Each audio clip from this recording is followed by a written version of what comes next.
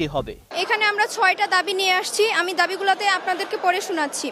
আমাদের প্রথম দাবি, শহীদদের সঠিক নাম ও তথ্য প্রকাশ করতে হবে।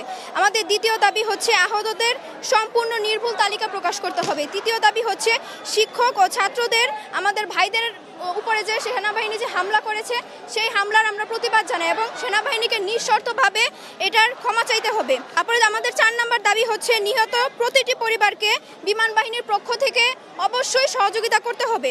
আমাদের পঞ্চম দাবি হচ্ছে সেনাবাহিনীর ব্যবহৃত ঝুঁকিপূর্ণ পুরনো প্লেনগুলো বাতিল করে আধুনিক প্লেন আনতে হবে।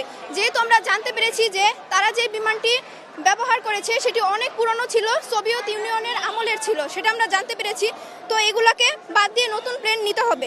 তারপর আমাদের 6 নম্বর দাবি হচ্ছে বিমান বাহিনীর প্রশিক্ষণ পদ্ধতি ও প্রশিক্ষণ কেন্দ্র পরিবর্তন করে মানবিক ও নিরাপদ ব্যবস্থা এটাকে প্রশিক্ষণ করতে হবে। আমাদের এই 6টি দাবি পূর্ণ না হওয়া পর্যন্ত আমরা রাজপথ ছাড়ব না।